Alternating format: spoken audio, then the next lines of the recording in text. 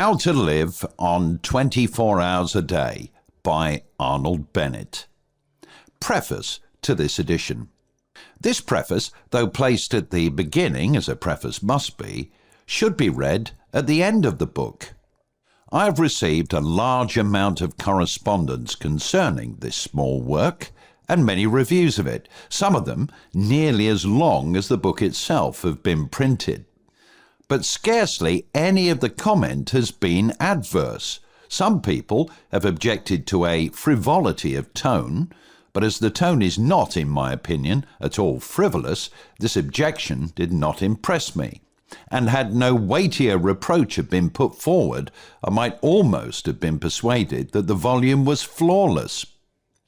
A more serious stricture has, however, been offered, not in the press, but by sundry, obviously sincere correspondents, and I must deal with it. A reference to page 43 will show that I anticipated and feared this disapprobation. The sentence against which protests have been made is as follows. In the majority of instances, he, the typical man, does not precisely feel a passion for his business. At best, he does not dislike it. He begins his business functions with some reluctance, as late as he can, and he ends them with joy as early as he can. And his engines, while he is engaged in his business, are seldom at their full HP. I am assured, in accents of unmistakable sincerity, that there are many businessmen, not merely those in high positions or with fine prospects, but modest subordinates with no hope of ever being much better off, who do enjoy their business functions, who do not shirk them, who do not arrive at the office as late as possible and depart as early as possible, who, in a word, put the whole of their force into their day's work and are genuinely fatigued at the end thereof. I am ready to believe it. I do believe it. I know it. I always knew it. Both in London and in the provinces, it's been my lot to spend long years in subordinate situations of business. And the fact did not escape me that a certain proportion of my peers showed what amounted to an honest passion for their duties, and that while engaged in those duties, they were really living to the fullest extent of which they were capable. But I remain convinced that these fortunate and happy individuals, happier perhaps than they guessed, did not and do not constitute a majority, or anything like a majority. I remain convinced that the majority of decent, average, conscientious men of business, men with aspirations and ideals, do not as a rule go home of a night genuinely tired. I remain convinced that they put not as much but as little of themselves as they conscientiously can into the earning of a livelihood, and that their vocation bores rather than interests them.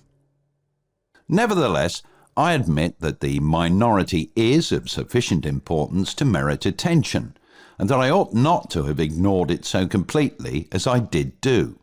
The whole difficulty of the hard-working minority was put in a single, colloquial sentence by one of my correspondents. He wrote, "I'm just as keen as anyone on doing something to exceed my programme, but allow me to tell you that when I get home at 6:30 p.m, I am not anything like so fresh as you seem to imagine."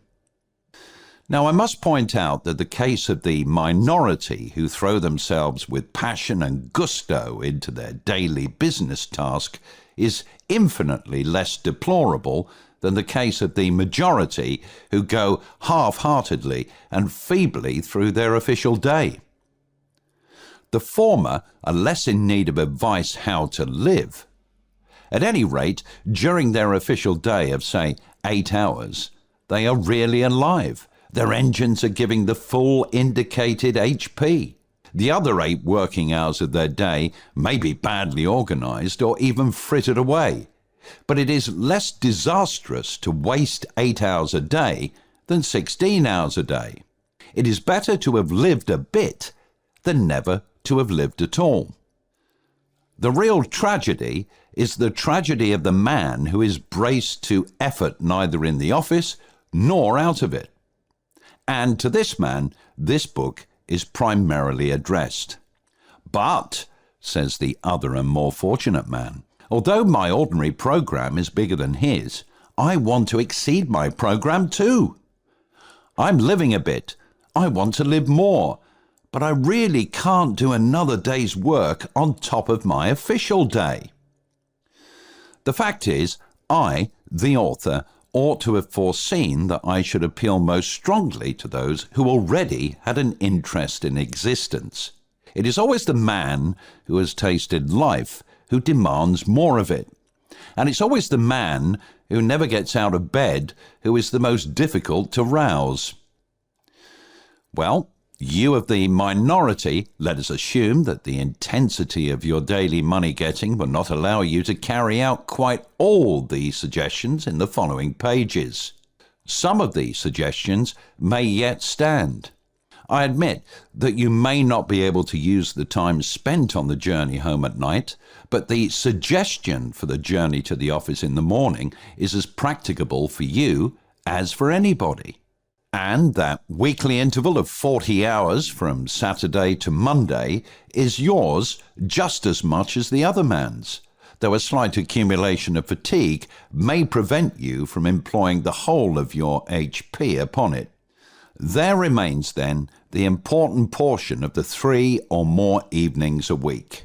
You tell me flatly that you are too tired to do anything outside your program at night. In reply to which, I tell you flatly that if your ordinary day's work is thus exhausting, then the balance of your life is wrong and must be adjusted. A man's powers ought not to be monopolized by his ordinary day's work. What then is to be done? The obvious thing is to circumvent your ardor for your ordinary day's work by a ruse. Employ your engines in something beyond the program and not after. You employ them on the program itself. Briefly, get up earlier in the morning. You say you cannot. You say it's impossible for you to go earlier to bed at night. To do so would upset the entire household. I do not think it is quite impossible to go to bed earlier at night. I think that if you persist in rising earlier, and the consequence is insufficiency of sleep, you will soon find a way of going to bed earlier. But my impression is that the consequences of rising earlier will not be an insufficiency of sleep.